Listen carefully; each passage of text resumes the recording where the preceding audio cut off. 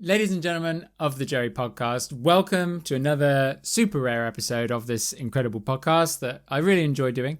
I'm not joined by my splendid co-host Shane because he lives in Colorado and I'm right here in the UK right now. So we're splitting off for a bit until I get back to Canada, which is actually going to be in a couple of weeks. Mountain Bike Podcast, Mountain Biking Podcast, an MTB podcast about mountain biking. We talk about bikes, but in a way we don't. You never know it by the name. It's the Joey Podcast, now known as the Joey Mountain Bike Podcast for search engine optimization. Let me tell you what's happened. There's been a huge lockdown in the UK, for those that don't know, and I can't do anything. There's only one mountain bike trail, and it's very much a travel if crucial kind of message being spread out, because obviously things are getting pretty nuts over here. So what I've decided to do is I was going to stay here for a bit longer, but you know, I really can't do anything now. I'm going to talk about this in my own video later today. That's why I'm wearing some Team Slow and Awkward merch. I'll actually put a link in the description. I've just relaunched this, and we've got some really exciting things coming. Thanks to Trail Manos or Trail Print, the guys that did Shane's merch. There's a link in the description. Go and check it out. We've got some really exciting things coming. But yeah, I can't do anything here, so I'm going to head back a bit early. And I haven't been able to do anything. It's been kind of, people have it much worse than, you know, not being able to make videos, but it is my job and I need to make videos in order to pay the bills. So, yeah, been nice to see my mum and stepdad and the dog and everything. And I rode like a few times, but I had some bike problems as well.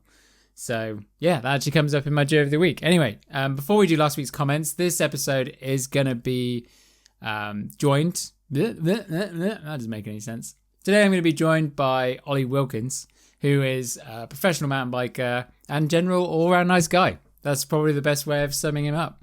He's been a professional, he's 34, so he's a year older than me. He's been a professional mountain biker since he was about, I don't know, what did he say, 17 was it? Or 16 years old? So, and he's probably one of the most stylish people on the planet. And he's got his own YouTube channel. There's a link in the description for that. And he's also one of two that are currently doing the Lockdown podcast, which is, I guess, a sub-program of the Hook It podcast run by Davey. And I'm a big fan of that, huge fan. I listen to it whenever I have extended period of time for podcasts, or if I'm doing stretching or whatever, like that's a really good thing to have on. So highly recommend that. Check that out. Very entertaining. It's kind of along the same vein of what me and Shane do, really. They just chat rubbish. It's not really about mountain biking that much. But yeah, we get into it. He really is just starting his YouTube journey, I guess you'd call it. So I gave him some bits of advice on that. I tried not to talk about it a lot though, because I was trying to make it more about him, the podcast, and you know me. If I have a huge danger of just chatting rubbish all about myself, if I'm given the opportunity, so I kind of, tried not to dive into that too deep, because I can just go on and on forever. So, we talked a bit about that. We talked a bit about trails. And if you're in the States or Canada, it's a very different world in the UK. There's not many legal trails, and if there's very few and far between. So we talked about, how if blowing up a spot and someone tells everyone about it, then it kind of ruins the spot. And we've seen that happen kind of around Surrey. And then we got into a bit about sponsorship and what that means. We both get hundreds of messages asking about how to get sponsored. So we talked a little bit about that. I think it's really good, really fun. As I said, love Olly as a person. I highly recommend if you want to, really, if you don't know much about the professional riders, as in the ones that, they get sponsored, not only based on, what they put out, but also their skill on a bike. I guess that's the best way of putting it. I highly recommend you follow him, because he's probably one of the best examples out there. Just all round nice bloke, I'd say. So without further ado, we'll jump into last week's comments. Okay, last week's comments. Obviously, it wasn't last week. Sorry about that. But it was Shane talking to Joe, the Colorado kid. I didn't know, I didn't realize Joe was Joe Bryan's friend. But I've watched a couple of his videos now, and they're hilarious. They're just brilliant. I think, I don't think he'd mind me saying this. I think if Joe had started his YouTube channel 3 years ago, he'd probably be bigger than Brian. But unfortunately, I don't know if he's a little bit late to the game to become like a big YouTube megastar, but I hope he does. He's very entertaining, hilarious. He's just bought a Skydio, which I've also ordered. And I think everyone else that does mountain bike YouTube has ordered one. So look out for 100 Skydio. I just want to call now that Skydio footage will be the new GoPro POV. That's what's going to happen. So anyway, last week's comments. Yeah. And actually the first one is me because it got put up to the top comment. And I said, wow, Shane is so drunk at the end. And it's true. I highly recommend just skipping a bit through, get to the end, and just watch Shane's eyes. And his overall, he's like, squinting everything. It was so funny. But I watched that podcast all the way through. It was so entertaining. So I highly recommend you check it out if you haven't. Feldy Bikes says, I wouldn't sweat the audio, Shane. The way I see it, the echo let me listen to everything you said 2, 3, or 4 times. Yep, Shane completely blew it on the audio. I don't think it's something I've managed to do yet, but I haven't downloaded the chat that I've just done with Ollie yet, so who knows? I keep hearing, I don't think it's just Shane. For some reason, maybe it's my headphones, they feed my voice back to me, but at a delay. So I'm sure it's trying to feed back so I can hear what I'm saying. But I know it's this microphone. It's been a huge problem. But I always thought it was Shane or Josh that was the problem. But it's not. Sorry, Shane. It was all me. But yeah, I'm sure Shane will learn from it and he won't have those problems ever again. God knows why that happens. It's so strange. MTB87, this is the same thing Destiny's Child said before the split up. Yeah, maybe it was. But I don't want to split up from Shane. It's just that he has a really busy life. And, for starters, we're 6 hours? 6 hours time difference right now. So, it's pretty hard, especially when you now we want to have guests, right, on this show.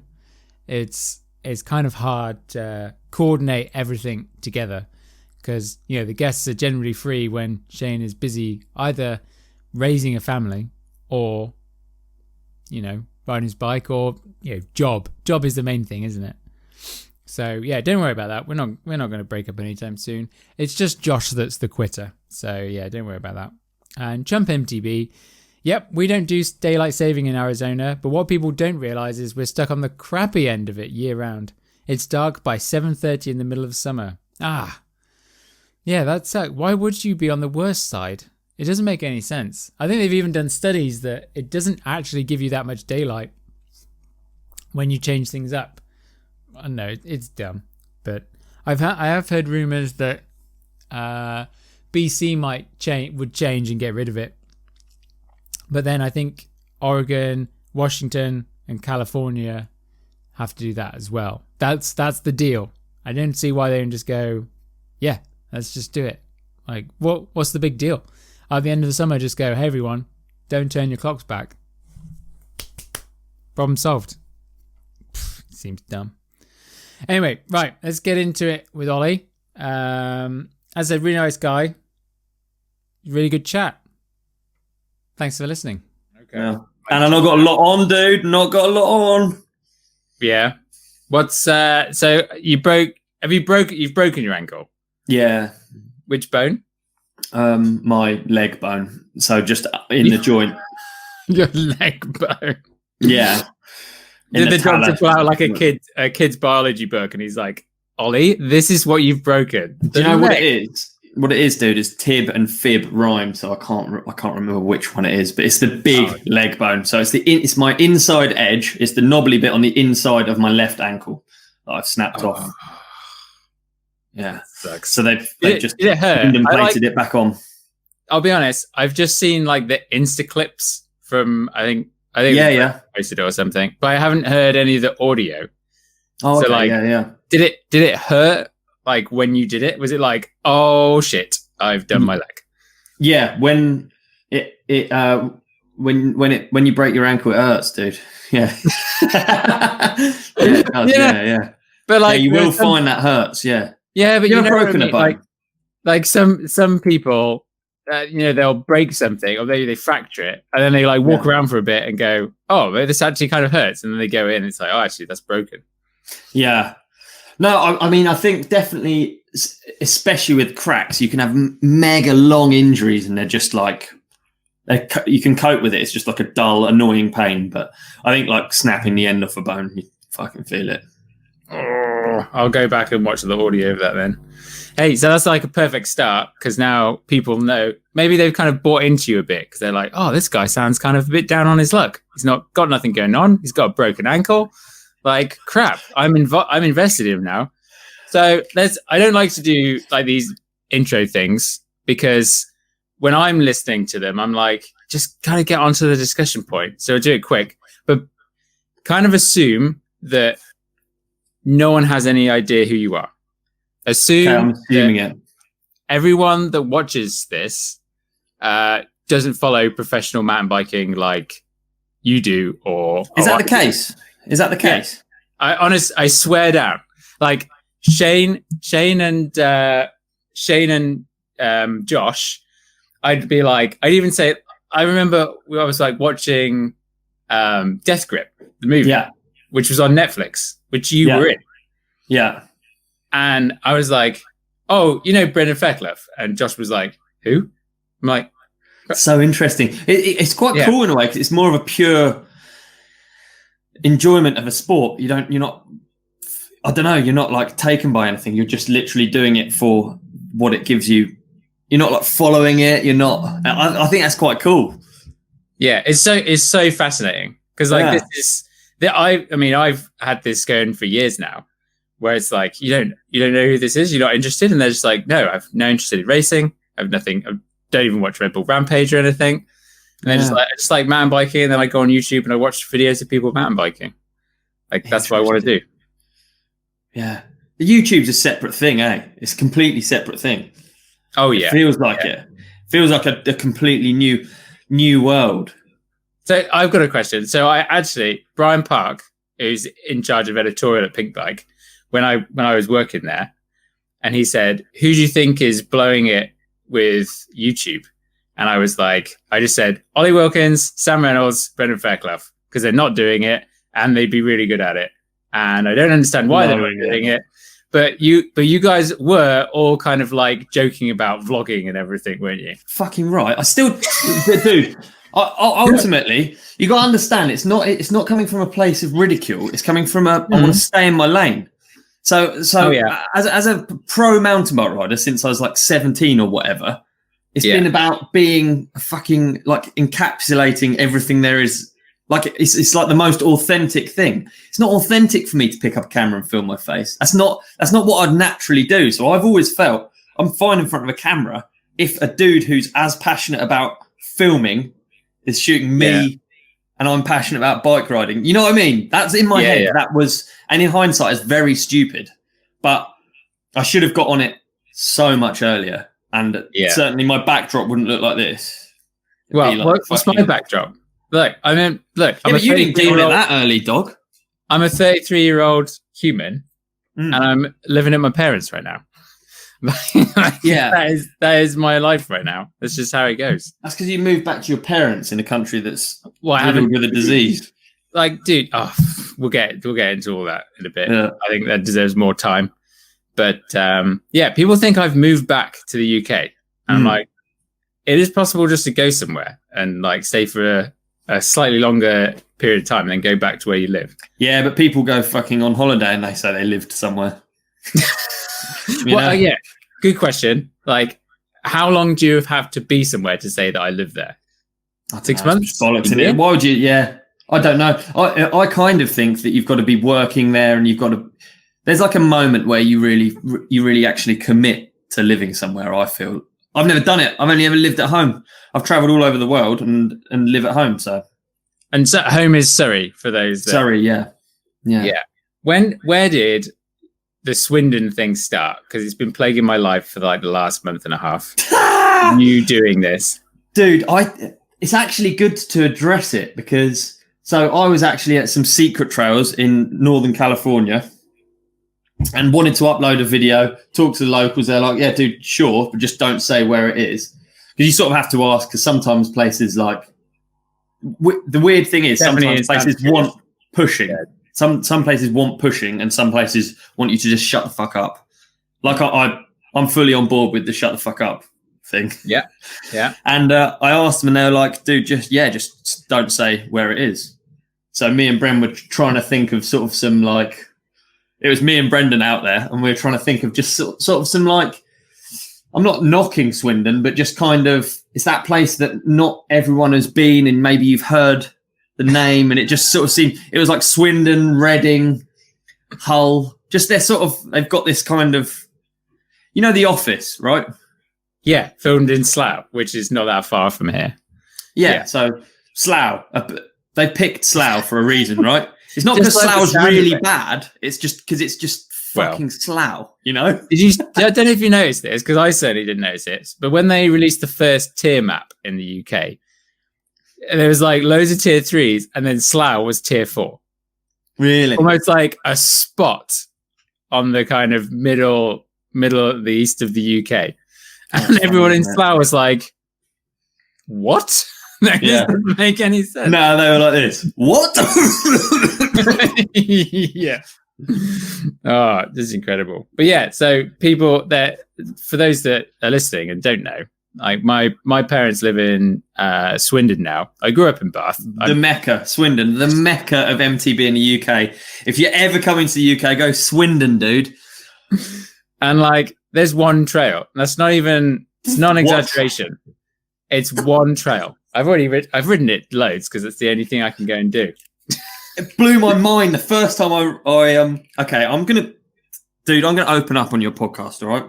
The first time I rode that one trail, I ejaculated. It's not. You must have been riding somewhere else. But anyway, what happens is, as a consequence of Ollie doing and everyone doing this meme, is that I've been getting tons of messages saying, oh, no, there's secret trails in Swindon. Like, you should watch Olly Wilkins videos. There's loads of them on there. And I'm just like, God damn it. Like, there's a lesson to be learned. There's a lesson to be learned in all of it. Yeah. So sometimes people on the internet don't tell the truth. Yeah. And also sometimes the best things are best kept secret. Otherwise, you end up looking around the back of a Tesco's in Swindon and there's no mountain biking there. Oh man, someone definitely has. Someone definitely has done this. Like, that's the thing. Do you ever think that? Like, you're like, oh, someone, there's how many 7 billion people in the world. It's like, someone's done this. Like, yeah, someone told me that they went to their local, they went to their local library and they had the 3D maps. And they got the 3D map of Swindon and surrounding areas and tried to work out where you could fit in a descent. They were that much obsessed with the idea of this Californian trail existing in Swindon that they actually got the 3D map and they're like trying to work it out. Where could it be? It's so stupid. Like, but then I don't know. I've got to take a lot of this with a pinch of salt because like there's I also had. As well as that, I had loads of messages telling me places to go and ride in the UK. There you go. Like, oh, you should check out Surrey. It's actually really good. And I'm like, I've probably been riding this place before you even thought about mountain biking. Like, actually, do you know, my first time riding in Surrey was in 2007. There you go. I went out with Dom and our other mate, Wilson, and rode Rad Lane because they built it. Nice. Which is now called... Actually, it was a big controversial thing. I remember this. It was one of my favorite stories that they tell me. Because, there used to be like North Shore and stuff out there. Like, and then there was one next to it. like, I guess where that curly word trail is now. I don't know what it's called, but it was built by another guy, Isha Rob, I think I knew him as. And and they came back from Whistler or somewhere and opened up MBUK, and in there was a photo of their woodwork, and the caption said like, "Oh, this is built by Isha Rob." And they went mental. They got so mad about it. That's so funny. Yeah, woodwork doesn't go down that well, does it? No, it goes up and then straight down, because there's no way that that's ever going to live for an extended period of time. Yeah, I know, exactly. What a shame, though. What a shame that no one can just shut the fuck up about where they ride, where stuff is, build your own shit, keep it quiet, shut the fuck up. The key word, the key phrase is shut the fuck up, just be quiet. Yeah. But not many people have like done this. Do you think this is a problem of like this huge influx of mountain biking? I mean, I think it's great. I just want to start 100%. It's 100% a problem. I think it's great in a lot of ways, but there are naturally always people are riding. I need to clarify, I think, before I get cancelled. It's great that more people are mountain biking. I'm always a fan of this, because it means that we're all going to get paid more eventually at some point. Don't know when that'll be, but maybe. Yeah, there is that. I was really kind of thinking just that other people can enjoy the thing that you and I have found that we enjoy. Oh yeah, definitely. You don't care. Yeah, he actually doesn't care about that. Paul's in it for the money, man. Well, yeah, it is great a lot of the time, but a lot of the time it isn't good, because weird things exist, like trail forks, for instance, and Strava. Like, what are these? I can debunk some myths about this. Go, please. Why is anyone mapping where trails are? It's fucking stupid. Well, actually, like, I don't know. I mean, I've never seen this, but I mean, it's not so much in the UK, because, you know, mountain bike clubs and trail associations don't really exist. Like, that's the thing. But in Canada, everywhere has a trail association. Everywhere has a mountain bike club. And Trailforks is basically a management tool for those organizations. So it's a way of, obviously, you know, say you have an area like Squamish, it's like a way of easily finding the legal trails or whatever. Everything's mapped and signposted.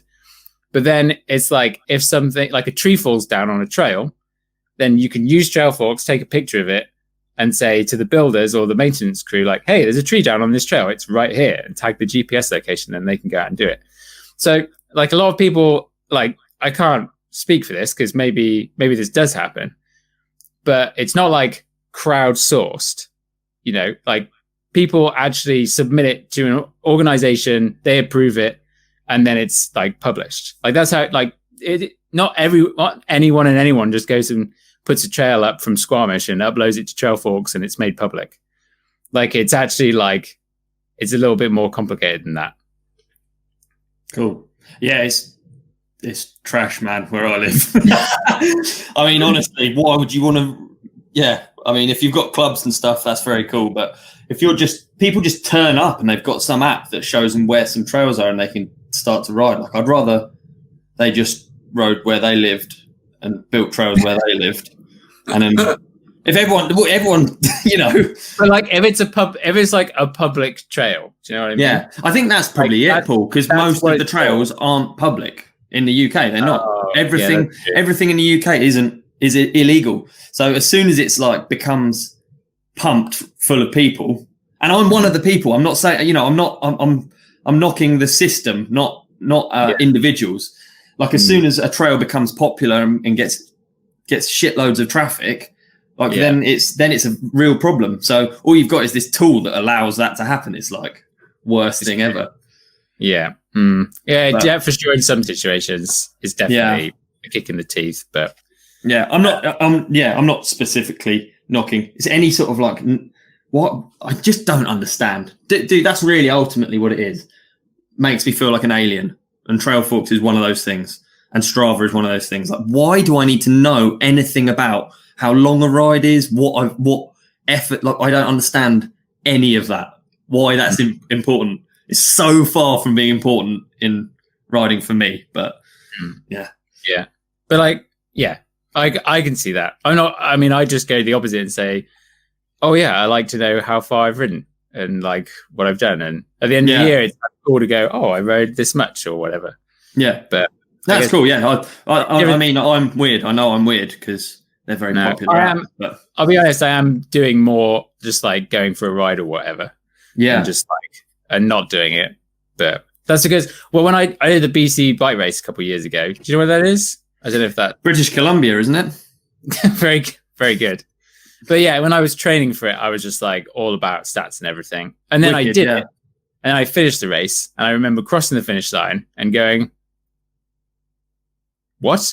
Like, I was just like, the amount of disappointment, really. No, not disappointment. Anticlimax, I guess you'd call it. Actually, it's only the publishing of said stats and stuff that I actually, when I really think about it, I can understand you wanting to know those things if you're training for something or if you've got personal goals or whatever. But it's like the publishing of them that I think is whack. I think that ruins stuff, I guess, maybe. Oh, yeah, for sure. I mean, like, there's a perfect example is those jumps that appeared near Evian all those years ago now. Yeah. That was 8 years ago, mate. That was so long. That was 6 years ago. This is nuts. But, like, that was an example, wasn't it? Like, there were jumps, they built, then they got found, and then they were taken away. Yeah. Yeah.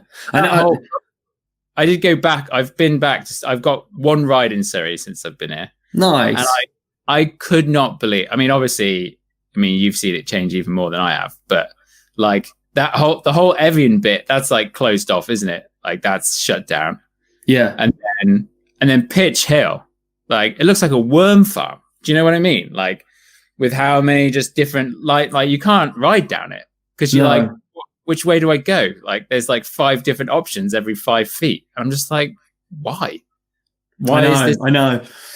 It's frustrating, isn't it? But it's just a lot of people, and I guess the thing I always struggle with is I can't expect people to abide by rules that I don't. If you know what I mean, like what it's okay for one person to build a track and it's not okay for another. It's not how it works, is it? So you have to just be accepting of all of the crap stuff. But I just think equally, like if everyone just was a bit more chill on publishing where everything is and a bit quieter.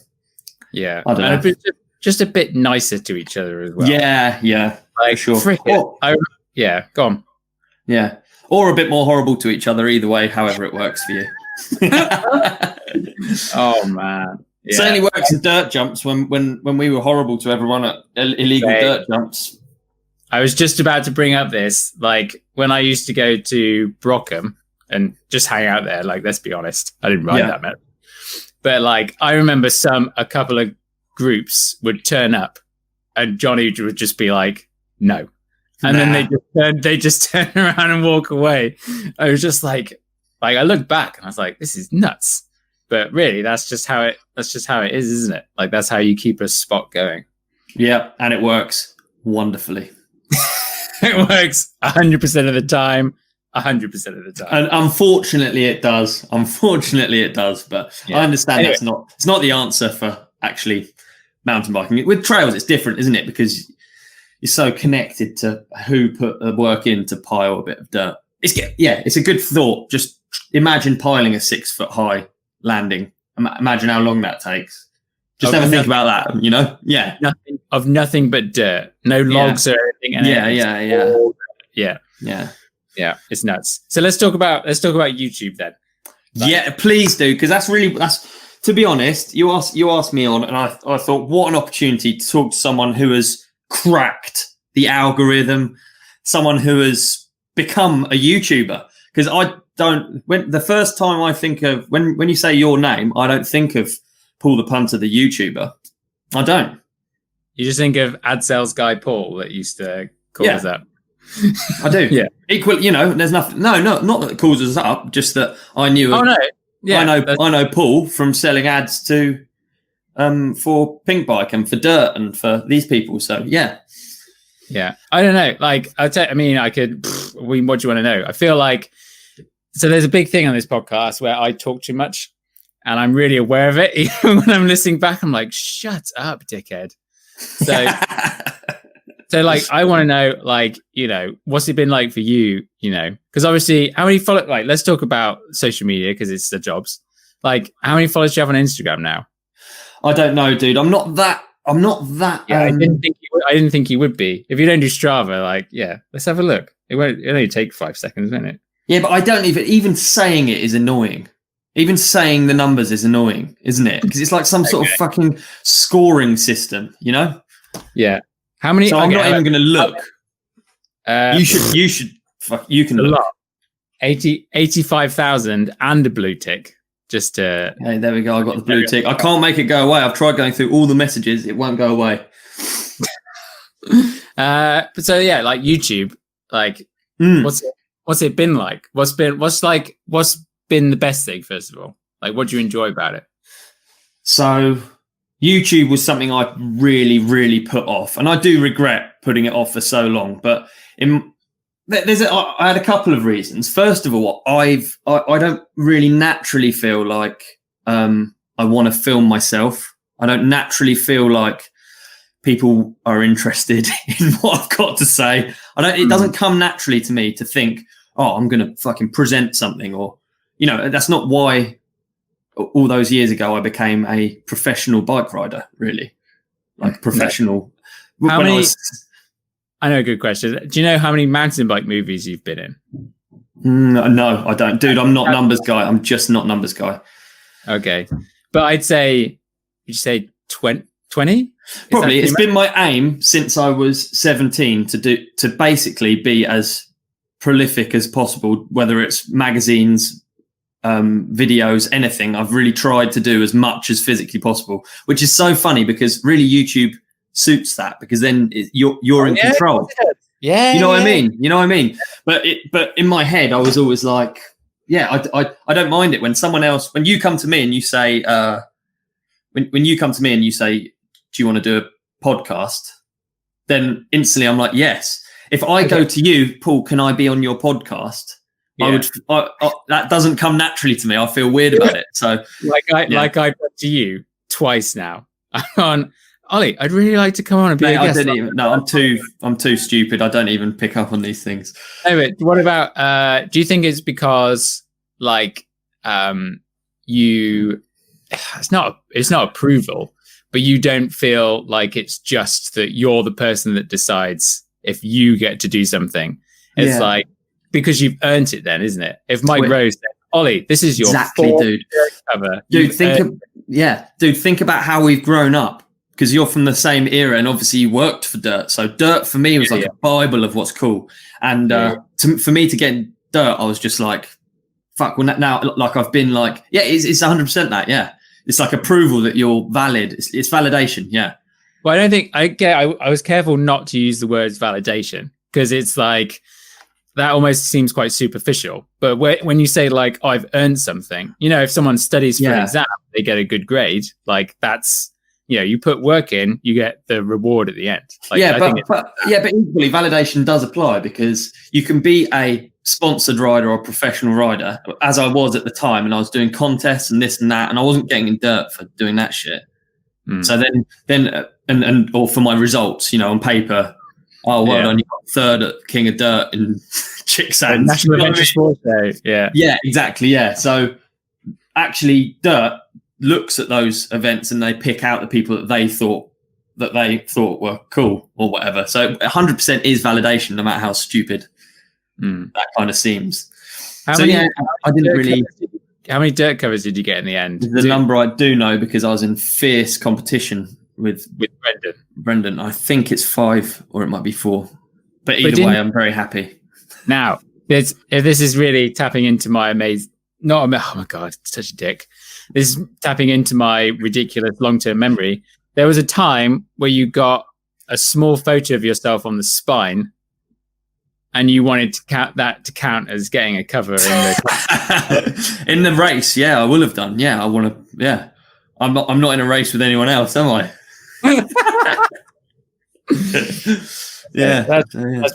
I think my favorite one was the Gosport one, where you had like the that's cool, isn't it? Yeah, I love those days, because I'd go out with like it would be a goal, and when the camera's usually like that, And then when it flips like that, you know you're on for a cover. You know something's happening.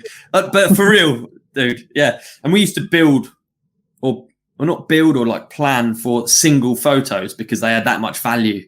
Because you had 12 issues coming out in a month, in a year, and so every page of that, everyone was like almost fighting for. So if you worked with a sick photographer and you came up with cool ideas, you'd actually end up on one of the pages and you'd be validated.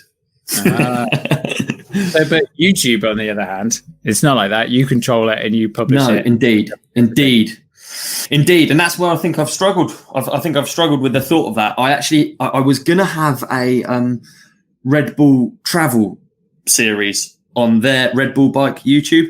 And we actually filmed 2 of them and the whole series got canned, unfortunately. And obviously the build up to that series, I was thinking, I don't need a YouTube. This is in more recent years. This is like a couple of years ago.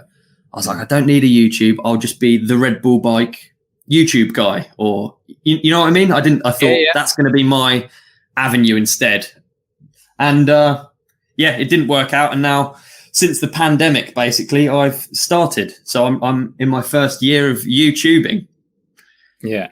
But when I'm in an injury like now, it's absolutely amazing because it means I can offer something to my sponsors and all the people that support me. Yeah. Do you that's the question. Are your sponsors now like valuing all that stuff? Yes. 100%. Yeah. More than like, well, I mean, magazines don't really exist anymore, but like, well, what would they value it more than? Movies? Well, no, but I think there's, I think something I kind of would say I pride myself on is not just being just on Instagram, just on YouTube, or like I still think I work on projects with other, I still want to like spread out and do stuff for GMBN and do stuff for magazines and still do travel features for cool magazines that I like to work with and still write articles, podcasts. I like the idea of doing all of it still, not just concentrating on one, because probably as you spoke about probably before we came on, then if you've got a channel and then something flunks and the channel is your main outlet, I feel like it's like way easier to be like bummed about it, or like it just puts more pressure on like that one outlet. Whereas if you do other things like you're doing now, a podcast, that eases it because you're doing something else, don't you? So it's like, yeah. Actually, do you know? I don't know if I've ever told you this. I've started a golf channel. Yeah, you did tell me. Yeah. How's it going? In terms of like, if I was doing YouTube, like stats, like the click-through rate on the videos is really high. And then people are watching it. They're watching like on average, like 60 to 70% of the video, which is really high, like really high. So I think I've got something good going, but also at the same time, it's not like I'm going to just stop my bike channel for it. Instead, it's just a diversity thing, as you talked about. Dude, it's so interesting actually talking to you about any of that stuff, because we're essentially both now making videos on YouTube about mountain biking. Yeah, think how different the angles we've come from are. I know. Like I don't even know what any of those numbers are that you just said. I don't know any of it. And like, fuck, if there's anyone to talk to, it's going to be you, dude, because you actually study stuff that I have zero clue about. Okay, so like a click-through rate is how many times, like if you go on YouTube on the homepage and you have all those videos show up. Yeah. And then if someone sees that your video's in there and then they click on it, that's like a positive click. So your click-through rate is how many times your video appears in front of someone and then they've decided to click it. Yeah. Okay, cool. That's what that. So it's how good your thumbnail is. Well, it's also how good the title is and also how good the topic is. Like that's something. Look at this. I'm learning. Right. How about this for an idea for a feature on this current podcast? We go through my analytics and you can tell me if they're good or not. Yeah. All right. Well, or is it not? Does it not make sense? Is it like because do they? Yeah. You could do the share screen at the bottom as well if you really want to. You could just share your screen of the analytics and it could be on there, but that's up to you. I don't know how to. Yeah, and I've probably got a load of porn and stuff up there, so I don't want to get. You know what I mean? It's just better. Unlisted, my private videos. Sign up for Olly Wilkins OnlyFans coming 2021. Right. Okay. So I'm going to go through some stats. I don't even know if they're useful or whatever. So you don't care about watch time or views. It's the percentage watch time, right, that you need. It's your audience retention is the most important thing. I can't even find that. See, this is the problem, dude. This is the issue. On the app. Are you on the app? Yeah, I'm on the app. Let me talk you through it as I. I'm on the overview. I've got average view duration is 7 minutes 48. That's pretty good, but then you could just have like half an hour long videos, and then true. If you go find your like most recent video, so click on videos, and then if you go and then click on go to video analytics in that. I think we got a different. Oh no, okay, yeah, I got it. And then now you're in overview. Now if you just scroll down like the fifth one down, it says audience retention. Okay. So I've got audience retention of 48% on that one. Yeah, there you go. That's like about average, I'd say. Okay. Like around maybe a little bit below. It's pretty standard. But then you want to look at the line shape. The line shape is like where that's then important. So that's if you mention something that people don't agree with, it will go sharp, right? Well, if you've lost their attention, it'll dip down. To be fair, that last one was on a 17-minute video. And then on my one before, on a 10-minute video, it was 58%. Yeah, that's pretty good. Yeah. That is anything like around 60 is very good. And it shows that. So that's what that's telling you is, was the video watchable for them or not? Okay, yeah. So those are really the two most important things that YouTube cares about. Is someone clicking on the video and is someone watching it for a long time all the way through? Yeah. Like that's all you need to worry about. Like nothing else matters. So if you have like a high audience retention, like the 70%, but your click-through rate was like 7 or 8% or something, depending on how many times YouTube pushes it out, then and then you're like, okay, my title and thumbnail, maybe the topic is a bit crap. Right.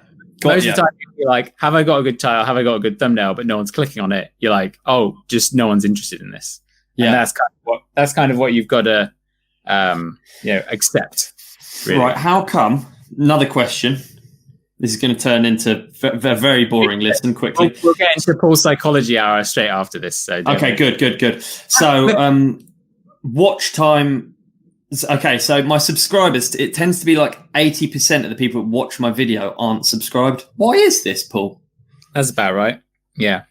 That's how it is. I mean, I would say you need to do a better job of making sure people are subscribed. So that means you have to say it. And you think it actually works. Make sure you subscribe.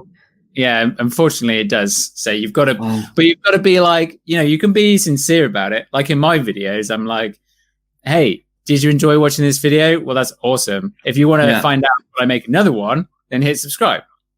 Like that gives it a purpose. A lot of people just start off the video saying at the beginning of a video is my biggest, I hate it. You want to talk about things hating with YouTube? Like that's the number one. I'm going to start writing things down, dude. Like within 5 seconds of the video, people are saying, make sure you like the video and subscribe. It's like, why? Like you haven't done anything. That's like going in for the sell before you've even talked about the benefits. Yeah, I hear you. I hear you. But a good one is like, hey, you could say at the beginning, like, hey, if you've watched some of my videos before, hey, make sure you subscribed, because YouTube does a really good job of like there are loads of channels that I watch all the time, but I'm not subscribed to because YouTube just knows me so well that they'll just tell me when. Interesting. Yeah.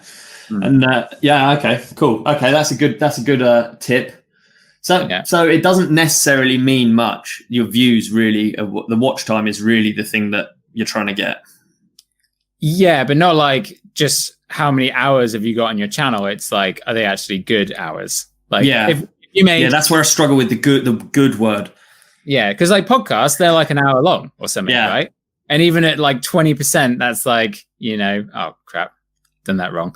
Let's like 15 minutes, call it 12, 15 minutes. Yeah. Which is more than my YouTube channel. Like my YouTube channel is like 5.5 minutes or something right now because I haven't made a new video for ages.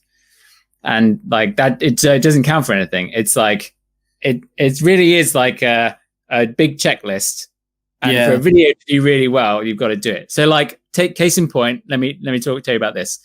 So my biggest video has got almost 5 million views on it. Dude, you must have all the jet skis and Louis Vuitton stuff. But it's like, and I knew something was happening at the beginning because like the click-through rate on that video was like 20%, which is mental. But then the audience retention was like 75%. What was it called? Like, did it have fatality in the title or anything? This is who e-bikes are for. And what it was is that my housemate, we went on a ride and he literally like would get off and just walk up climbs all the time. And it was really, really annoying. But then we got an e-bike and then obviously he just had a great time and whatever. And like, that's the story. And then I saw that happening. And then I remember at one point, back in the day, I don't think it does it now, like in the last 48 hours, like how many views, like that video had like 150,000 views in 48 hours or something, which was insane. And I was like, wow, this is going bananas. And then it's been going bananas ever since. And it's like, almost 5 million. But I knew that was, I knew that it was going to go because I could see the stats at the beginning that they were showing good. So statty, so good. Yeah. But also, like, at the end of the day, here's the thing. Make a good video and people will watch it. How dare you? I have been trying. Trying. How dare you? I know, but this is like people try and like crack. You even said it. The first thing you said was, you've cracked the algorithm. It's like... I was only joking, Paul. No, I know. It is worth thinking about. Like, I guess, again, we come from different angles because only since I've broken my ankle have I tried to make a video.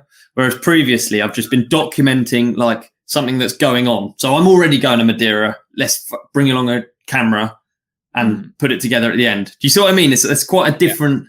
That is quite a different thing to. There's zero plan. Whereas now I'm sat in this exact chair here. I'm making videos from this exact chair here. I'm like, fuck me, I can't go into this without a plan or without an aim or anything. There has to be one, doesn't there? Yeah, so that's a purpose. Like that's exactly, and I think that's opened my eyes to kind of the stuff that you do, I guess, because you don't go out just with a camera and fucking fingers crossed. That's what I do. No, most of the time I already know the thumbnail before I've made the video. Yeah, see, there you go. You're a YouTuber. Yeah. It is like I think it's the most important thing, really. But it has to have meaning. So this is another thing that I've picked up on quite recently, actually, I guess, is that the video, right, here's the thing. If you give the video a title, right, the video has to be about that title. Like every single minute of it must be related to that title. Okay. If not, then like people have clicked on it and they're like, what's this? Go. All right, dude, how about this? Can you go, are you by a computer? I assume that you can search. Can you go through... Can you go through my YouTube and and critique the shit that not the content on there? Yeah, don't worry. I do this all the time because it's because I'm insecure about my own videos. So I then look for faults in other people's to feel better about myself. Is that so? That's why we find faults in. Actually, do you know? Do you know why we laugh at crashes? As psychology, it's because we would see ourselves doing that, and because you've seen someone else do it, you feel better about yourself, so you laugh and go, "Oh, yeah, I would do that." That's why apparently. There you go. You're a designer, Ollie. Yep. Yeah. What would you, graphic designer? You would say. Yeah. I studied graphic design at university. Yeah. Perfect. So, like, when you design a thumbnail, you have to design it really small. Yeah. Because that's how people are actually looking at it. So like if I look at your most 3 recent thumbnails, Mm. I couldn't tell what was in the video just by looking at the thumbnail. Okay, so that's wrong. Yeah, because the text is like, it's really small. Everything has to be like bigger, if that makes sense. Bigger and clearer. Okay. And you should be able to look at the image and figure out and it'd be interesting and figure out what the video is probably about. Okay, so fault 1, thumbnails, shitty thumbnails. Make everything bigger. Should it be luminous or? What do you mean luminous? Luminous colours? There needs to be contrast if we're talking about colour. The more contrast, the more it will stand out. Okay. Like you have to kind of be like, okay, how much contrast do I have here? I should probably put a bit more on. Right. Okay. So that's first critique. So you don't like that. But what did you think about? So I did. So my last one was my favorite MTB riding destination is. I thought I'd really drag him in with that. This is a real good one, actually, and I'm always happy to share with all this. My Siri's just picked up. Fuck's sake! Oh god, now my Apple Music's open. What the hell? Okay, so people nowadays just want to be told what happens in a video before they watch it, and then they're more likely to watch it. All right, so perfect example is I raced. You know Ben Walker, don't you? Obviously, you know Ben Walker. Yeah. So we started in Chompery, and then I raced him. He was in his Jeep. Yeah. From Chompery to Morzine, and I took trails and a chairlift, and we had a race. So he drove, and I rode a bike. And I did the title, which was something like racing a car across mountains or something like that. And it was like a who won, kind of title. Yeah. And I uploaded it, and it kind of started to perform shit.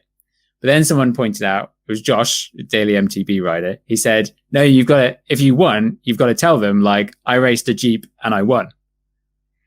And I was like, okay, I'll try it. I changed it. Immediately, more people started clicking on the video. Really? Yeah.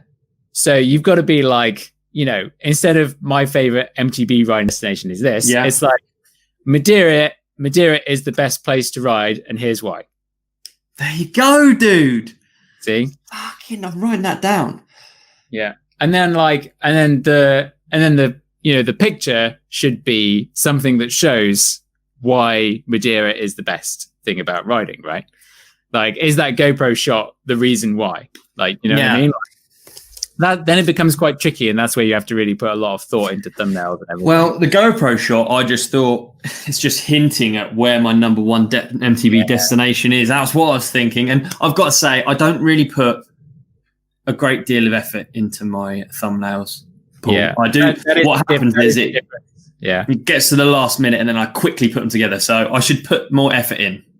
Yeah, that is honestly, that's like, I know I've seen, like, that guy, Mr. Beast. Video must have popped up. I've never clicked on him, but I get told about him all the time. He does like stuff with money, right? Yeah, he's like 30 million views every video, and he's just like I've actually seen like pretty much a TED talk of him talking about this, and then he like shows how much time he spends designing thumbnails, and it's so much time. But because it's so important. And then, right, here's the other thing, and you all do this. I'm sure Pilgrim started this. Yeah, it's the capital letters. Yeah. Good, isn't it? Like, good. You've done graphic design. Have you ever studied why road signs are designed the way they are? Well, I just think capital letters is just funny, though, isn't it? It's just shouty. It's hard to read in a quick situation. On road signs, every road sign is a capital letter, then lowercase everything else. Yeah, I'm not applying my graphic design knowledge or skills to this. I'm just seeing YouTube as a strange girl that I'm trying to impress in a bar. And, I'm thinking what I see a lot of is what all of the strange girls like. So, all right, let me bring up the most contentious video of all time. I guess between myself and Ben Deacon, but this is like the perfect example of it, because it was honestly like, this is the most successful thing I've ever created. Okay, you can see my screen now. You should do. Got it? I can see your screen. Wow, we are in the future. Future mate. Okay, so this is Ping Bike channel. Their most viewed video. 10 million views. Right. Oh yeah, I see it. Craziest mega avalanche ever. Yeah. Can I zoom in even more? Oh, look at that. Amazing technology. So like I spent probably an hour on this thumbnail and title, I think, if I recall. And it might seem so simple because it's just a screen grab of the video, right? But I must have had 5 or 6 different options for the thumbnail, and this is what I ended up choosing. And then, so if you look at it, it's depicting everything on there. It's bikes racing on snow. There's 2 people crashing. You can probably figure out that it's at the top of a mountain somewhere, and you can see that there's loads of other people around it, and it's the point of view of someone doing it. So like in that one image, there's like a whole ton of information for people. Yeah. And then if you look at the title, the words, it's only 4 words. And it's like, it's very, it's very confident. It's like someone saying, this is the craziest mega avalanche ever.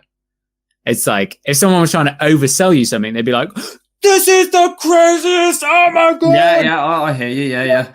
And okay, so capitals. That's where you're at with capitals. Get rid of them. And also just less words, because let me have a look. Olly Wilkins. Less words, capitals. Yeah, there he is. What a beautiful face. Okay. Uploads. All right. So like, and if you compare that last one to these, like if you looked at it really quickly, like you have no idea what's going on. You can't in less than 3 seconds, someone can't figure out what this video is about. And that's because this title is really long. You don't need to have the 2-part things. Like that's not important. Like, SEO or anything, having like, the Brankle Diary Part 4. Like, YouTube can figure out if one video is part of a series. But why can't I have it then? Because it makes everything muddy. That's how, IFHT, they made the I'm Faster Than You song. And they did. I've never heard it, but I know I've heard of it. Yeah. But those guys, like Matt's like a big, like, what's a good thumbnail? And he's like, it's got to be clear. It's got to be clean. It can't be muddy and it can't be messy. And that's kind of what this is. It's what all of mine are. Well, yeah, pretty much. If I'm always honest. It's a very strange thing that humans say. It's like, if I'm being honest, it's like, are you not the whole time? But anyway, like that's it. And I think also, right, how about this? You could, the finding out what's in my cast one, the thumbnail, see this little GIF thing? That should have been the thumbnail because it's someone cutting open your leg cast. See, this is interesting. I actually, right. So this is really interesting. That one hasn't done very well. And I actually, the first thumbnail was the lady cutting. I didn't even know that I had these GIF things. I didn't even know that. It just does it automatically, right? I wouldn't worry about that. No, yeah. So basically, I did have that moment as the thumbnail, and then Brendan was like, I changed one up when it was doing shit and it made a big difference. So I thought, fuck it, I'll just change it up at the X-ray. I thought it was less muddy kind of as an image. I mean, so people have got to know it's you, and the easiest thing you can do is your face. That's why loads of people have faces on their thumbnails. Yeah. And so people are like, oh, that's Olly Wilkins. That's an Olly Wilkins video. Okay, got you. And, but if you called it, cutting open, how long did you have your cast on for? Only 2 weeks. All right. Like, not like I'm still in a cast, but I just didn't know what was underneath I didn't know how many bits of metal I had in or anything. Oh, right. Okay. So it's not what's in your cast, it's what's in your leg. That's actually yeah. So you could talk about the operation then, say like they showed me what's in my leg or something like that. But like the most important thing really is with any kind of title is that you've got to highlight what's the best thing that happens in the video. Yeah. What's the highlight of the video? Just say what was the best thing that happened in this video? It's this. So like classic example is Brendan riding across his roof, which all of those videos were the perfect YouTube videos. Yeah. Because they were all about the same thing. They set up, he said, this is what we're going to do. And then he shows people how he's going to do it. And then he shows him doing it. Yeah. Like it's actually, he does, I'm sure he doesn't. Well, I know he does because I messaged him. I was like, you're doing a good job of this. And he's like, oh, it's simple. Just have a story, a beginning, middle, end. I was like, okay, he understands it. But like, that's why they're so good. At what point, Paul, I'm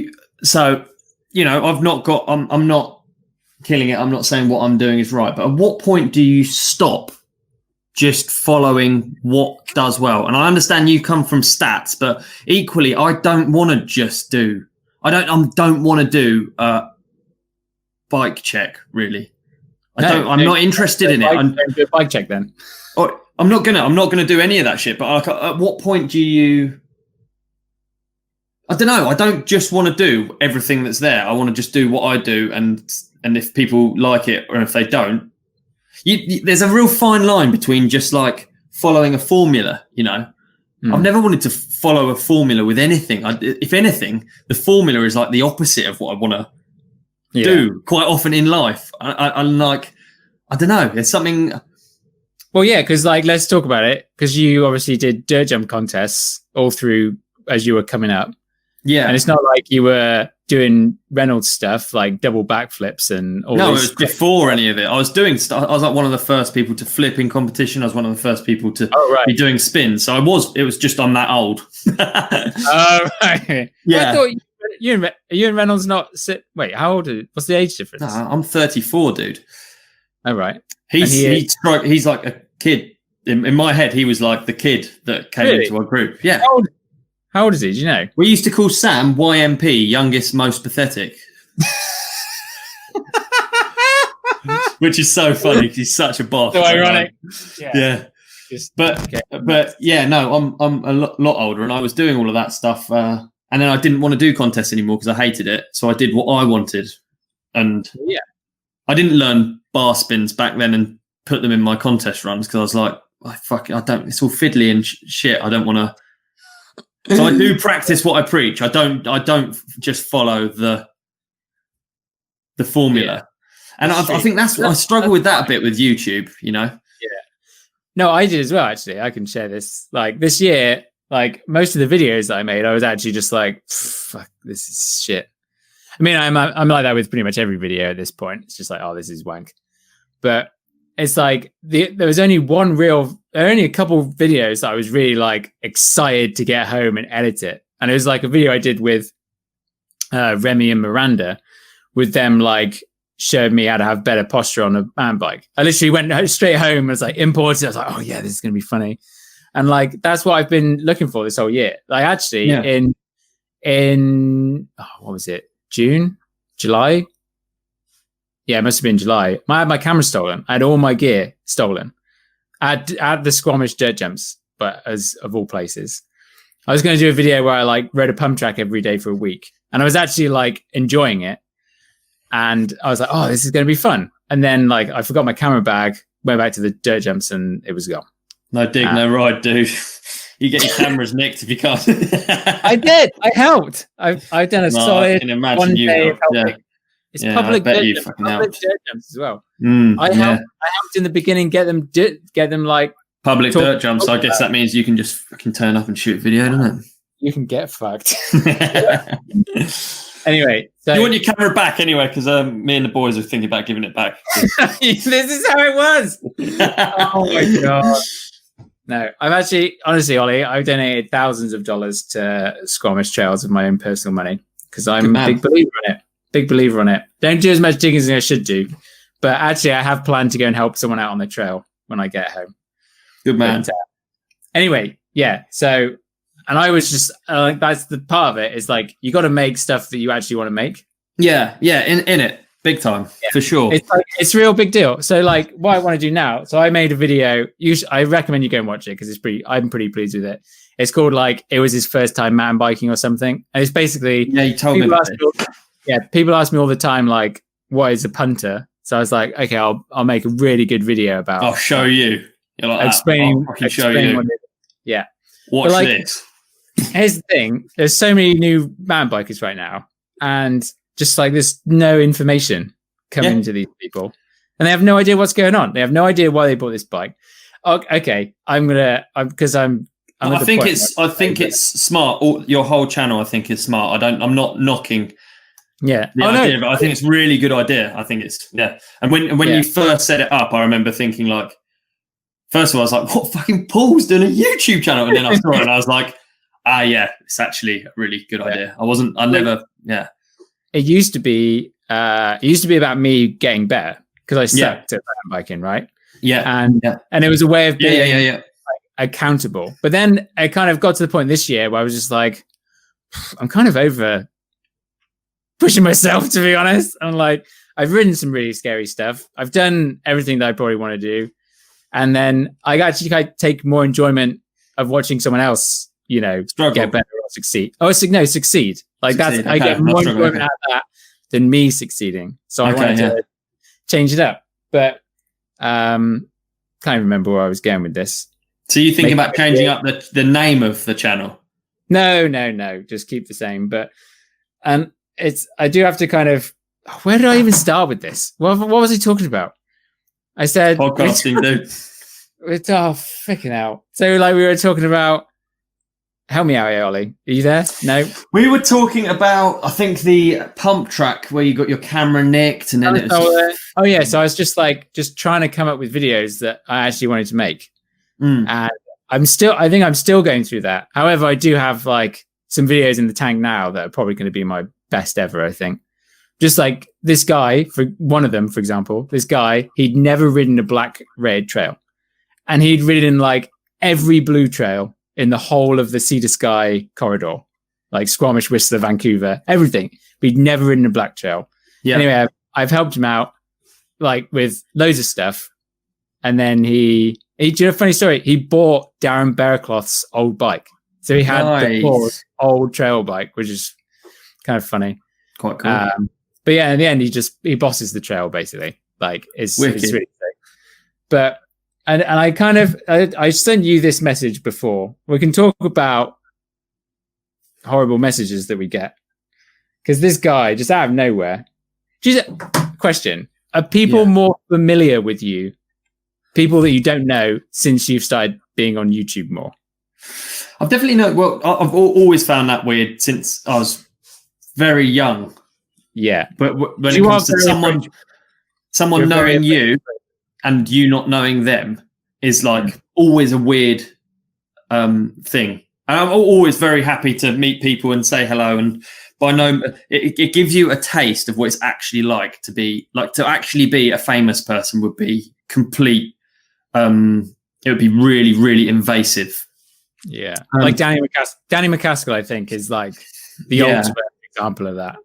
Yeah, but like I think you're quite right. I think the thing with YouTube is if you're making a 10-minute, 20-minute long video, there's less chances of you portraying something or hiding or more, especially podcasts, dude. Like people that listen to my podcast, they're not only do they think they know me, unfortunately, in a way for me, they do know me because there's no fucking hiding. Like already I've forgotten that we're filming now. Do you know what I mean? Like you can't keep something up. If you're a cock, you're a cock, and like it's going to come through. If you're nice, then you're nice, and it's going to come through. And like, I think that's really what it is with YouTube and with this like maybe slightly longer form. I mean, it was only the other day that 2-minute videos that was the length of video, the maximum length of video that people could watch. Yeah. So I think that's it. Yeah, but here's my favorite soundbite of myself. So, what a dick! Please. It's like there's no such thing as that's a video that's too long. It's just too boring. Like time is not the problem. It's if it's any good or not. Because movies, they're an hour and a half. They're not too long, are they? It's like I know, right? Yeah. It's just a dumb. Imagine a TikTok dance that went on for an hour and a half. Yeah, it's too long because it's too boring. That's why. But like, so going on to like back to this topic of, making things that you actually want to make. Yeah. It's like, I got this message. I won't say who the guy is. I've already sent it to you, but I'll probably talk about it in this video that I have to make today because I have to talk about this t-shirt and I've been waiting to wear this. Babbling, shut up. So he sent me a message saying, "Hey, bud, where has the real you gone? The content on YouTube isn't the real you." Does he know? Is he a mate of yours? No, but Brendan actually follows him, funnily enough. But no one else does, just Brendan. So who knows? Anyway, I won't say who he is, but I might reply to him separately and be like, But it just talks about like, you're making these videos that don't have your personality in them. And I'm like, even that, though, you're taking that as a negative. Even that, he's saying he likes you. So that's a nice comment in the scheme of things compared to some comments that you can receive. Oh yeah, like have you saw that meme that popped up? It was like it's like this big tube of stuff, and it was like bike industry money, and there's like this really fat thing at the end. That it said YouTubers, and then it said like people who shred at man bikes, just getting like a little dribble. Yeah, and I got tagged in it so many times, and people were like tagging it and going, "No hate." I'm like, what? So why are you tag me if you're not like going, "Oh, this is you, dickhead"? Yeah, and I don't know, but it happens all the time. But I mean, it's true. It's like that kind of overfamiliarity where they don't understand the whole situation. Like they don't know I've been sat there just being miserable because the video that I've just made, I'm just not happy with, and I don't see the point of it. And I know it's not. All of the internet is a very strange place, and you have to. I either don't look at any of the comments. Certainly, since I've got my fucking leg in a cast, I've been reading a few more of them, and I'm fairly confident in myself that I'm happy within myself, is what I'm saying. And I still get the odd comment, and I'm like, "Fuck you, man! Fucking how are you affecting my day?" But I just can't understand it. Well, honestly, I feel like I've got a good understanding of it. So, would you ever write that comment? Never in a no. So think about that. So whether it's through hard work or whether it's through anything, your life is good enough that you don't have to write that to get any form of feedback, any dopamine response from writing something a bit mean, something a bit, So there's a reason. There is a reason for it, and that reason is that they're sad people or they're people that maybe aren't having as much of a good time as you are. So yeah. So and then it kind of makes you approach it in a different angle. Then you think like, fuck, imagine writing that comment. And then you think, poor fucker. I honestly, and that sounds like a textbook thing that your mum would say, be the bigger person or whatever. But genuinely, I've got nothing but love for those people because obviously something's gone wrong. They're not getting it. They're not shagging enough chicks. They're not fucking hitting enough turns. If you shag enough chicks, hit enough turns, get enough air, go sideways enough, you're not going to be writing with your tippy tappy fingers nasty shit on someone's video they've made for you for free. You're not. Yeah. So don't worry about it. Ultimately, don't worry about it. Who cares? That's true. But also at the same time, I kind of thought about it, and I'm like, I'm big enough to take like reasonable criticism. And I was like I was like, okay, this person has been driven to write this. And I'm like, have I lost my way? Yeah. Is there truth in it? Yeah. And then I was thinking, it's like, okay, these kind of who should ride or who should buy videos I've been doing for each discipline of biking. So I was just like, people keep buying the wrong bike. Like it drives me mental. And I've got a great story about someone at the Forest of Dean that we'll talk about in a bit because it's funny. And I was like, well, yeah, I was trying to be a bit more serious because, like, trying to build some credibility and for people to understand that, like, actually, this guy doesn't know what he's talking about. And maybe I didn't. Maybe I kind of lost my way. Maybe I could still do that, but be jokey at the same time. But I've always been jokey in my life, and I don't think I've ever had much professional like credibility. Do you know what I mean? But maybe it's a bit different in this world, and I just haven't seen it like that. Dude, I just think, don't worry about it. It's not real until it's real. Like, and also all of these comments, they wouldn't happen in real life. I've never had anyone come up to me and said anything to me like that in real life. Personally, I've had millions. I've had so many bad comments and shitty digs and all of that over my life. But in real life, never. For how? Never. No one's gonna, because it's not real. You're just not attached to it. You just say nasty shit if you see someone's having fun. That's all it is. No, it's not that. It's like, how do you get bad comments? And it's just like you're like, you tick all the boxes.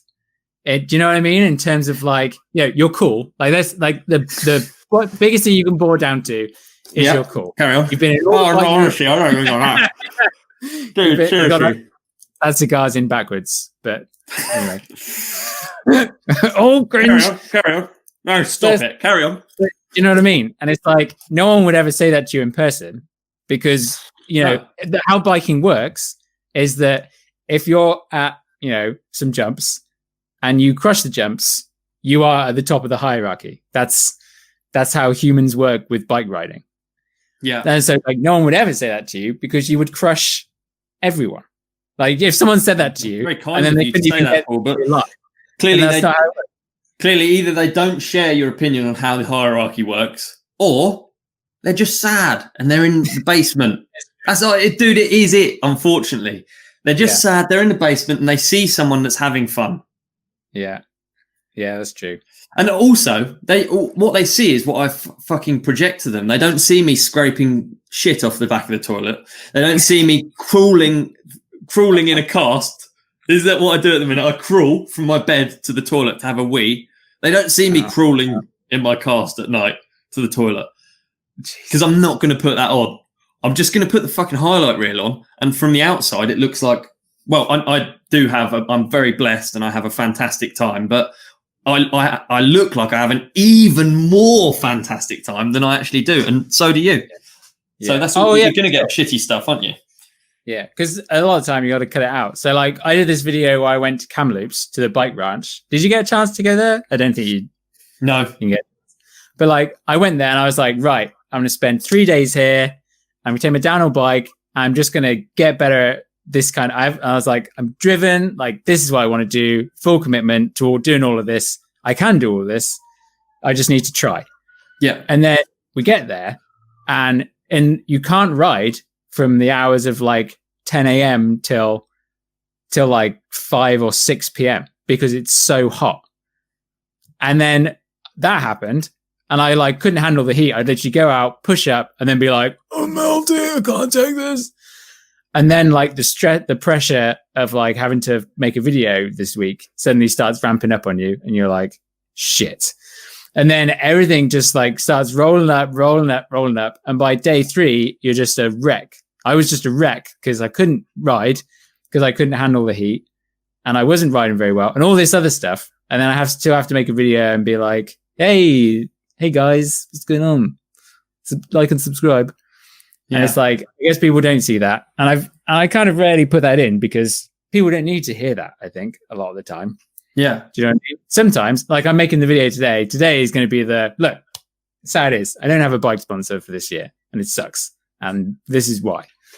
So, but, who knows? Yeah. I don't know. It's difficult, isn't it? Like, it'd be quite hard to make I don't know. I think some people do it really well. They put across their like worries and their sadnesses in a good way, in an uplifting way, or their anxieties or any of that. But it's a difficult one to work out, isn't it? It's hard to work out how you go. Well, yeah, because you don't want to sound like you're whinging about a really good life. Because I do have an amazing life, compared to absolutely, a lot of people. I'm so privileged and so fortunate to just, this is how it's just ended up. And I do appreciate that. But it's kind of like, I want to, I said to another YouTube guy, I sent him across, he's been really upset about all of his stuff lately. And then with this video I just made, I sent him everything. I was like, hey, you're not the only one. Like, don't feel alone. Not like you're not the only one. Like, get over it. It's like, no, you're not the only one. You're not alone in this. And it's like misery likes misery a lot of the time, doesn't it? Like if you knew someone else that had broken their leg and you chatted to them, you'd feel amazing because they're just injuries are the best thing you can do. Yeah, totally. Absolutely. Yeah. But it's just like, I don't know. It's a funny situation, especially when you're doing this, where it's like everything does have to be amazing a lot of the time. And there are some people that are amazing at doing that. Like, I spent a week with Pilgrim in Kamloops, actually, when we filmed this thing for Swatch. And I honestly, I've worked with so many riders doing what I do. He's easily the best person I've ever worked with, hands down. Like, I just had so many preconceived notions about him. Yeah, I had so many preconceived notions about him, and they were all just blown away, and I was wrong about everything. He's like the hardest working guy, best person, most professional, and he deserves every bit of success he's got right now, I think. Absolutely. And he's an amazing bike rider that kind of gets forgot. Like, he doesn't have to do amazing bike riding anymore because he could just go in shopping trolleys and ride beds and stuff like that. But ultimately, he is still one of the best bike riders on the planet, So I think, too right. You can't knock Pilg. He's the boss. Have you ever asked him about how many world firsts he's done? No, he's not very collecty with stats either. I feel like he's a similar vibe to me. Ask him. Say, Pilgrim, how many world firsts have you? And he'll just... It's really, there you go. Yeah, there you go. But when we were filming, he had to do this. It's the biggest jump there. I don't know how big, but it's massive. You know what I mean? And then we were like, Secco was like, I kind of need like a big finish for this. And he's like, what about backflip no hander over this jump? And we're like, I knew you were going to say tuck no flip. Yeah. It's just the way he went, all right, I'll just go and do it now. And then he just goes up, drops in, and just does it like nothing. And it blew my mind. Definitely. But it's different, isn't it, for him, I guess? Yeah. Ultimately, people aren't anywhere for no reason. It can be reasons that you don't think of, but it's still a reason. Ultimately, they found a way, regardless. It doesn't matter. It doesn't matter if someone's, Yeah. All right, we'll do one more topic, and that topic is sponsorship. Sponsorship as a concept. So you told me about me being the stat man, and I'm like, I'm down with that. Yeah. But how did you sell sponsorship, and how did you value sponsorship before there were any numbers to put next to it?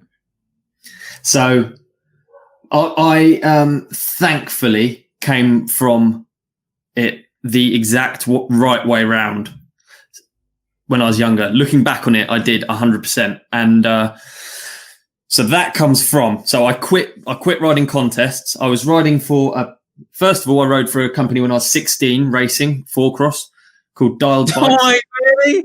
Yeah. Dialed Bike?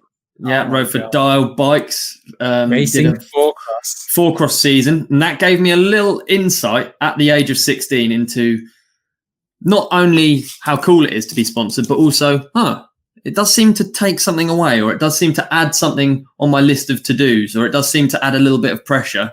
At the age of 16, I had that. So that I think that must have set me off on I've got to work out actually what this actually is, really.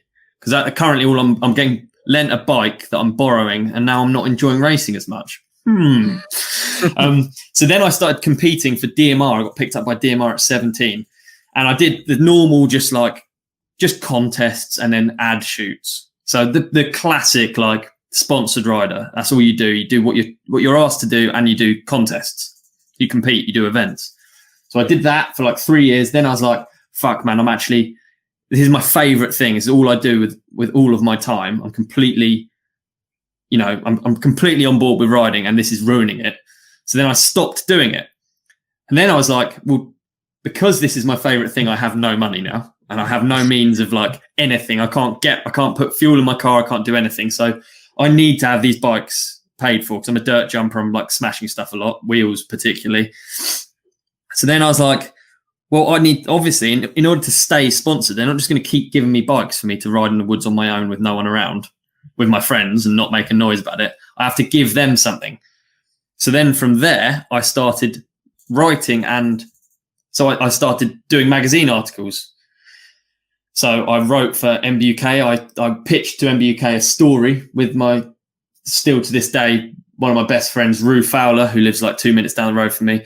So we went to MBUK with this idea for a story, and they're like, yeah, sure. So then I was like, fuck, not only can I now be of use to the sponsor in that I'm on the pages, I now get paid to write the words, and I get paid photo bonus, which I didn't even really get photo bonus. I was like, whoa, I got money for a picture from a contest before, I was like, fucking cool. I wonder how, I wish I could do more contests to get more pictures in magazines, But you don't have to. You can get paid like twice as much from doing these articles. So then I was like, wow, I'm actually, I tell you, I know the exact moment I realized all of this was I got my first article in MBUK about me, which was shot by Steve Bear, and it was 8 pages long.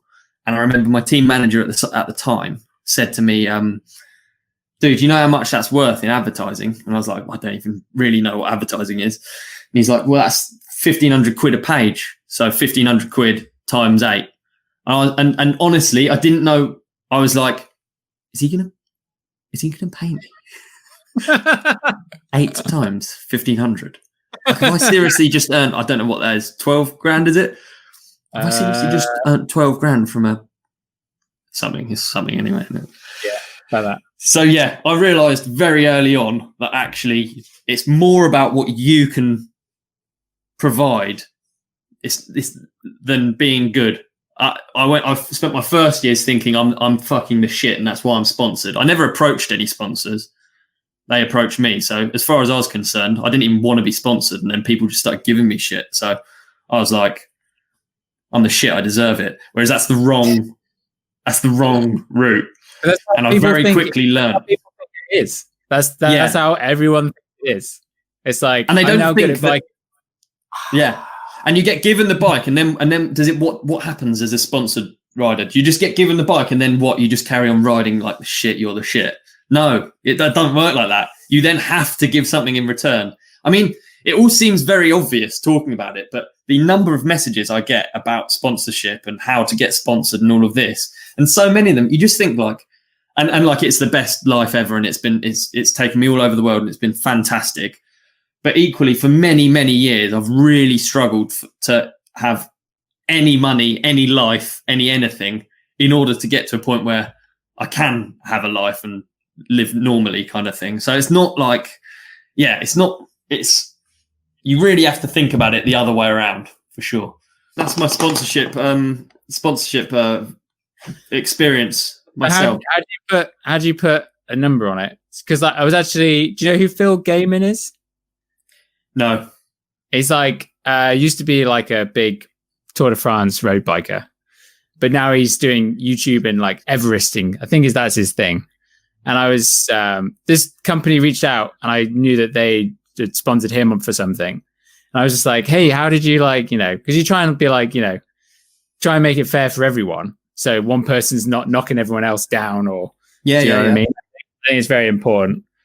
But I was just like, how do you, like, if you're just a road cyclist, how do you have the value of what you're worth? Like, has that just come from people before? Because like Gwyn in racing, right? He was like, I'm worth this much now. And then that brought everyone else up, because they're like, we know Aaron Gwyn's getting paid this. Yeah, I know what you mean. I'm quite, don't know, dude. I'm not good to talk to about that stuff, because I'm not that money really with any of it. I'm really happy to be riding as much as I can. Really, that's still my motivation to being a pro rider, is I get to ride more, which is quite cool. But it's not the best if you're trying to negotiate a really high deal, because because like you say, it's so difficult to calculate, isn't it? I mean, at least you're stats guy. I'm not even that. I can show you my book. I have a book every year with all of the stuff that I've done, or with the highlights. Yeah, because like with video stuff, it's like, I'm a big thing. I was like, okay, how much would it cost someone to go and hire a filmer, get it edited, get it presented, have someone star in it, and then also have that video go and get loads of views all at the same time? And it's like, that would cost most brands so much money. Yeah, I mean, but I go through life thinking everything seems so expensive. I just can't. I can't believe that people pay what they pay for stuff. Like, I don't want what? Anything. Do you know how much? Okay, expensive. Great question. This blows my mind every year. Do you know how much your bike costs? No. Yeah, I found out how much my bikes cost the other day, and I was like, "Are you serious? This is how much it costs?" And I was just like pretty blown away. But we just live in a different world, don't we? Really, I guess that's just. I think I went underwater when I was 16. You know, oh, and okay. like, do you know what I mean? I went underwater, and then from then, like, inflation has moved, and I haven't. You know, I know what in my head, like, I know what a set of pedals is meant to cost. But that's from when I was 16. Yeah. You know what I mean? From when I last went into a shop and bought a set. So I'm not a good person to talk to about any form of worth. I really am useless. Oh man, really useless. A Focus Sam 2 e-bike costs £4,600. Sam Squared, brilliant bike, worth every penny. Oh, it's got a Sam Squared, is it? It is indeed, not Sam 2. What an idiot! Yeah, so, I love my Sam Squared. Yeah. Did you ever get much like?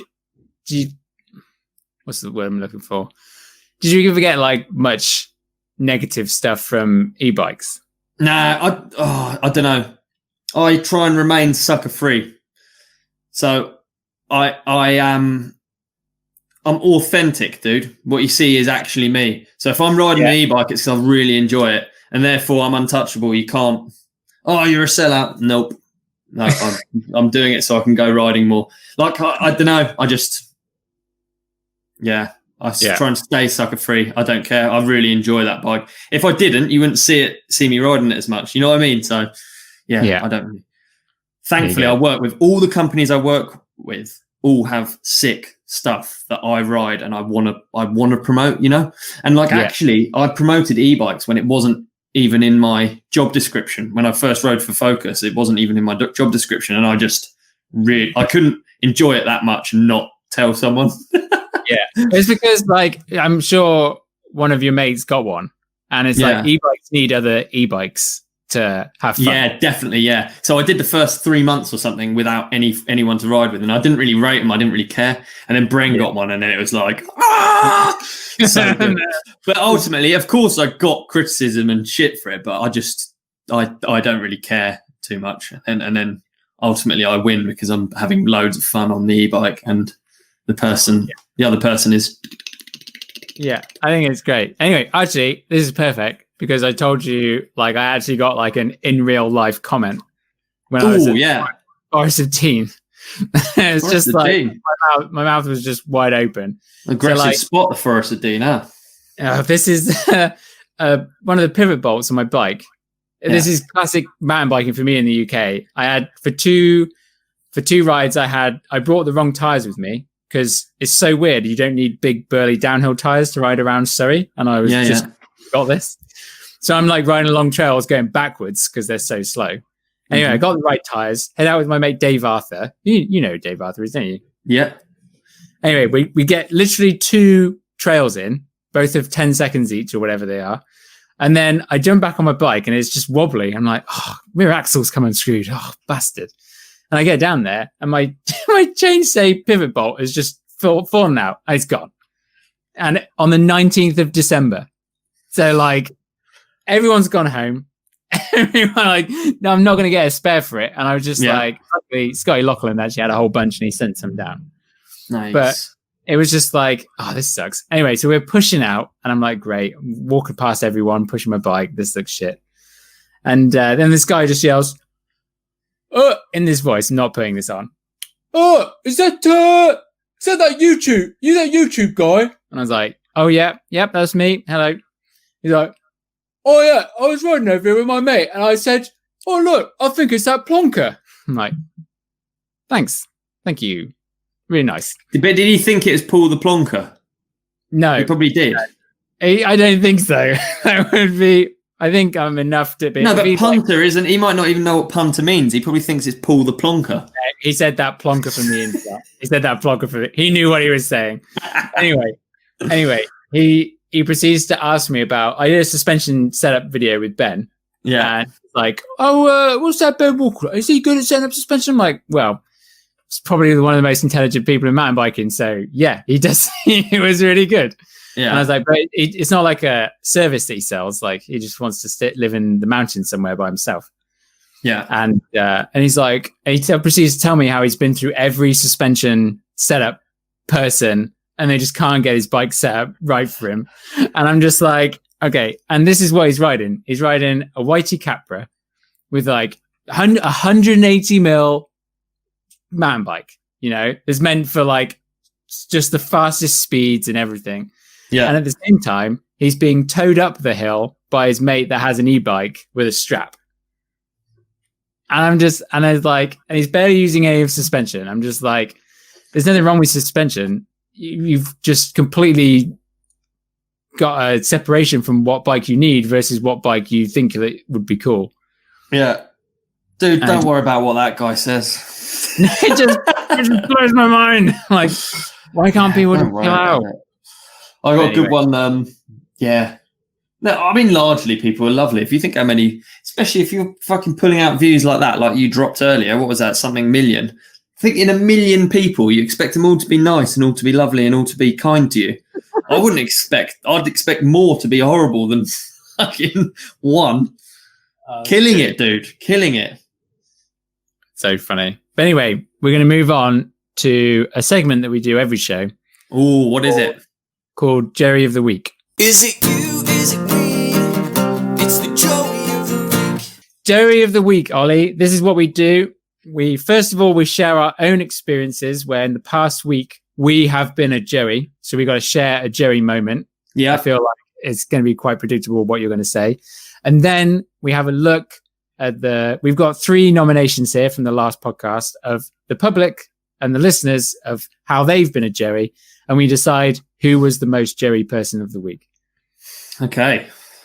So I don't know if my Jerry moment, I guess, because it's been so long since I've done one of these. It was, I didn't do a bolt check and then my pivot bolt unscrewed itself and then I lost it. And then I just couldn't ride my mountain bike because of one bolt.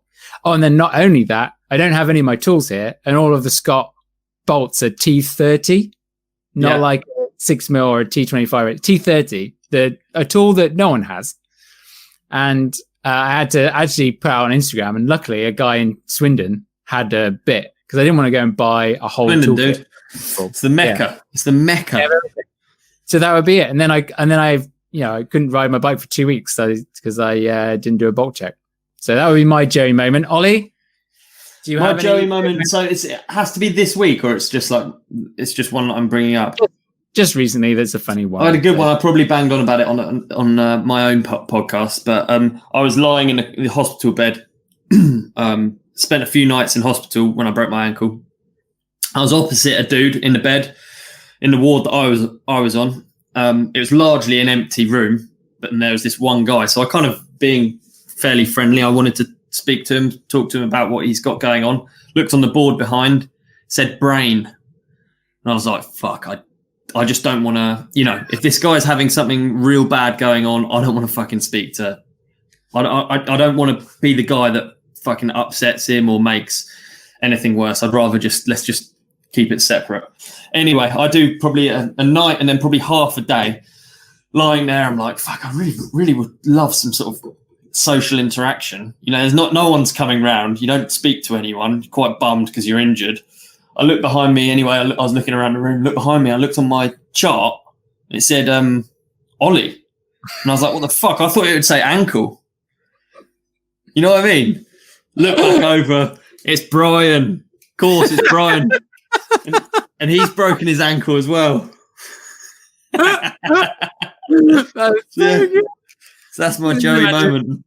Was his doctor the one from Family Guy or something? It's like, oh, what's wrong with him? Oh, brain.